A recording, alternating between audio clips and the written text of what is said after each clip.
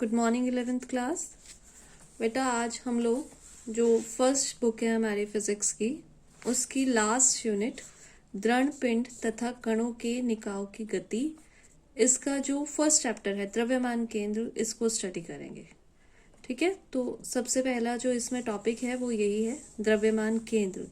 द्रव्यमान केंद्र क्या होता है? तो हमें ये पता है कि हर एक जो निकाय है, निकाय का मतलब होता है एक सिस्टम, एक पिंड, तो उसमें बहुत सारे कण होते हैं।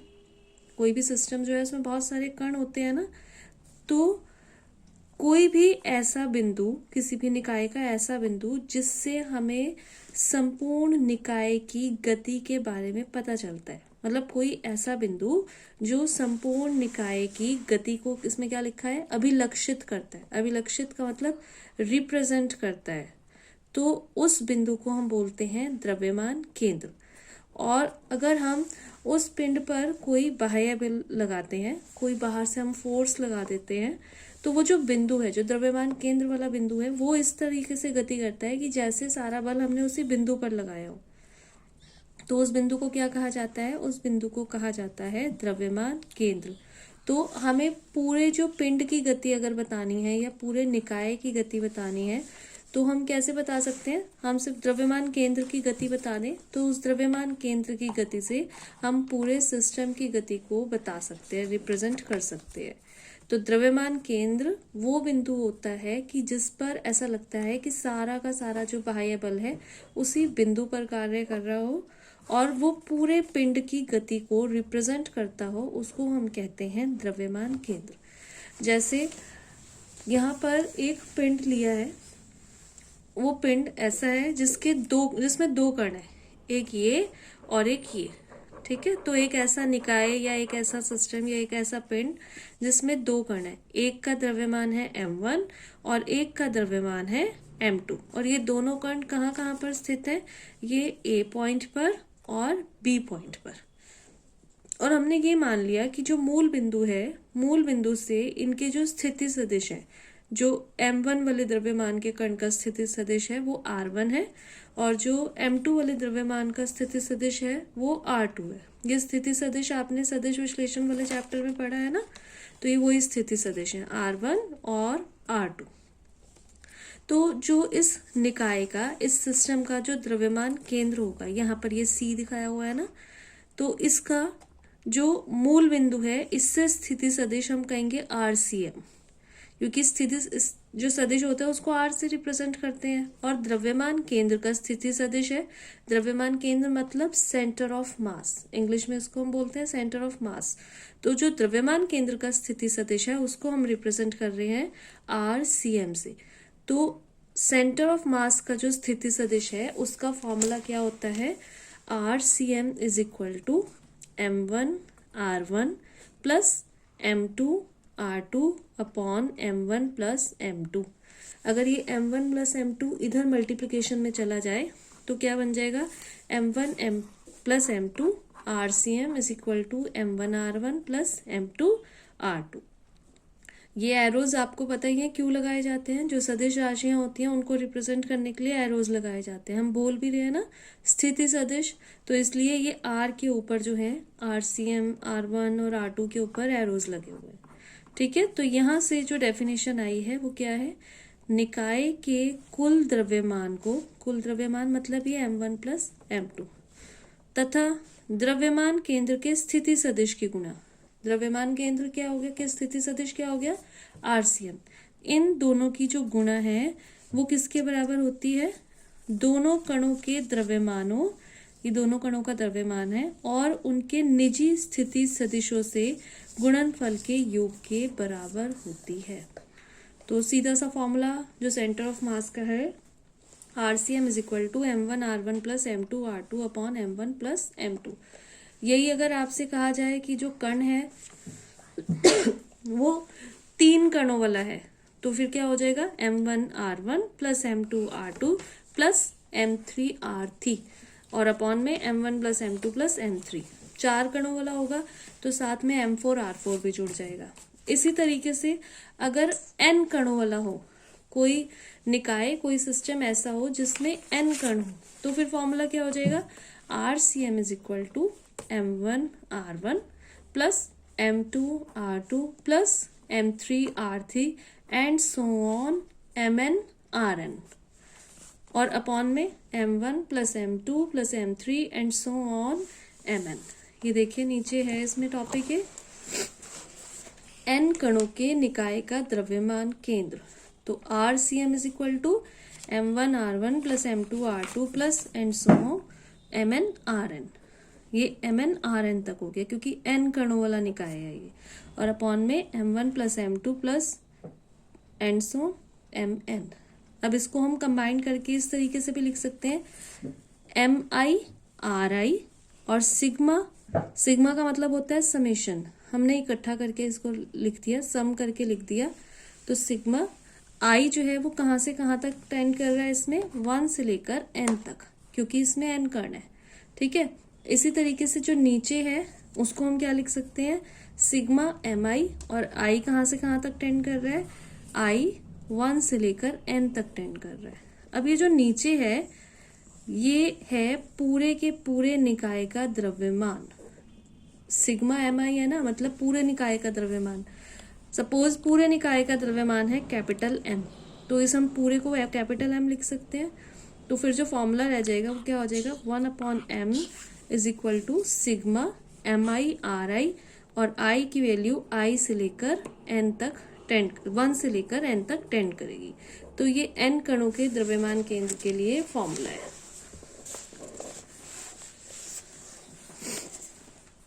अगर हम ये मान लें, इसमें दो केसेस हैं, अगर हम ये मान लें कि जो निकाय है, पहले हमने ये माना कि निकाय के n कण है, ये तो ठीक है, और हमने ये माना कि हर एक कण का जो द्रव्यमान है वो अलग अलग है, एक का M1 है, एक का M2 है, एक का M3 है।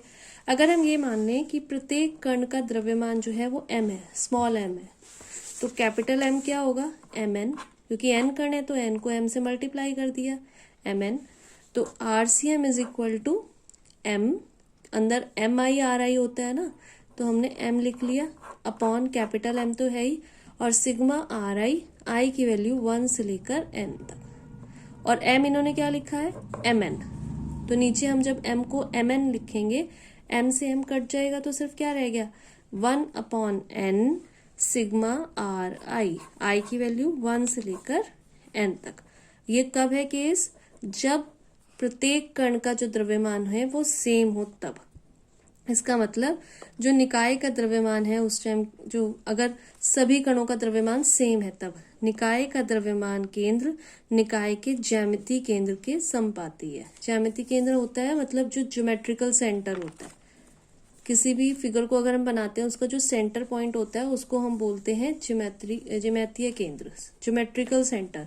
और ये जरूरी नहीं होता कि ज्योमेट्रिकल सेंटर जो है वो सेंटर ऑफ मास के इक्वल हो, ठीक है। नेक्स्ट केस है, अगर मूल बिंदु जो है वो निकाय के द्रव्यमान केंद्र पर हो तब। तो द्रव्यमान केंद्र को इट मीन्स कि RCM जो है वो 0 के इक्वल हो जाए, RCM 0 के इक्वल होगा तो पूरा का पूरा जो फॉर्मूला है वो 0 के इक्वल हो जाएगा। तो क्या बन जाएगा, MI/RI, I की वैल्यू 1 से लेकर n तक, और ये किसके इक्वल हो जाएगी, 0 के इक्वल। तो हम क्या कहेंगे, उस टाइम अगर मूल बिंदु निकाय के द्रव्यमान केंद्र पर हो जाएगा तो हम कहेंगे निकाय के कणों के जो द्रव्यमान केंद्र के परितः आघूर्णों का योग 0 होता है। अब अगर हम ये जो द्रव्यमान केंद्र के जो घटक हैं, फैक्टर्स हैं, उसको हम अलग अलग डायरेक्शन में अगर हम देखें, कोऑर्डिनेट ज्योमेट्री में हम देखते हैं, तो ये जो RCM वाले फैक्टर्स हैं ये XCM, YCM और ZCM में चेंज हो जाएंगे। तो जैसे RCM में M1 R1 plus M2 R2 इस तरीके से था ना, तो XCM में क्या हो जाएगा, M1 X1 plus M2 X2 plus M3 X3 and so on, जितने भी कण हैं उस, और अपॉन में M1 plus M2 plus Mn।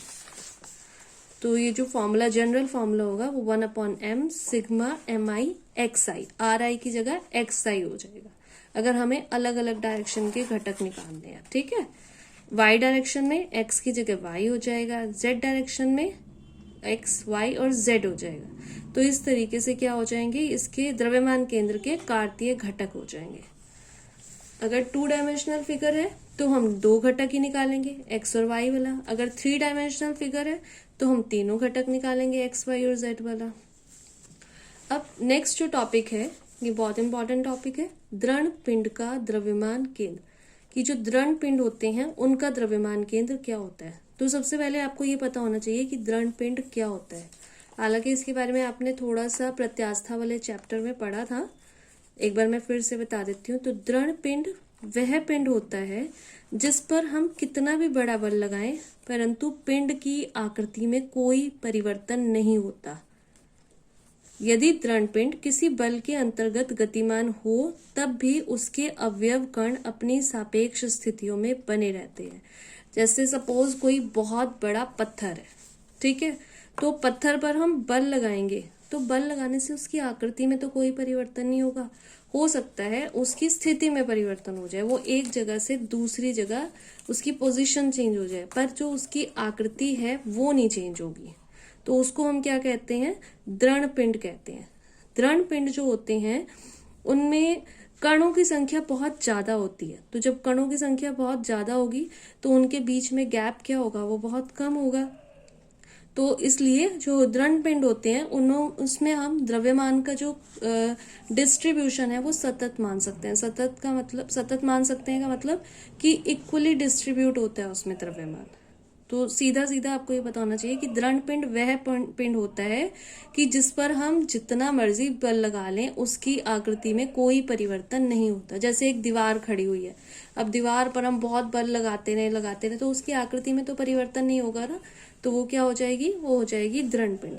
तो जो दृढ़ पिंड होते हैं उनके द्रव्यमान केंद्र के लिए हम कैसे लिखते हैं, XCM, क्योंकि हम क्या करते हैं, दृढ़ पिंडों को छोटे छोटे टुकड़ों में बांट लेते हैं और फिर उन छोटे छोटे टुकड़ों का द्रव्यमान केंद्र निकाल के उसको कंबाइन कर देते हैं, जोड़ देते हैं। और जोड़ने के लिए हम क्या यूज करते हैं, इंटीग्रल। इसलिए XCM is equal to integral XDM upon integral DM। ये है संपूर्ण पिंड का द्रव्यमान। और ये क्या है, हर एक पिंड, छोटे छोटे अवयव का द्रव्यमान और उसकी स्थिति सदिश, इनका मल्टीप्लीकेशन। इसी तरीके से YCM क्या हो जाएगा, integral YDM upon integral DM। ZCM क्या हो जाएगा, integral ZDM upon integral DM। और ये जो अपॉन में इंटीग्रल DM है, क्योंकि ये संपूर्ण पिंड का द्रव्यमान है तो इसलिए इसको हम कैपिटल M भी लिख सकते हैं।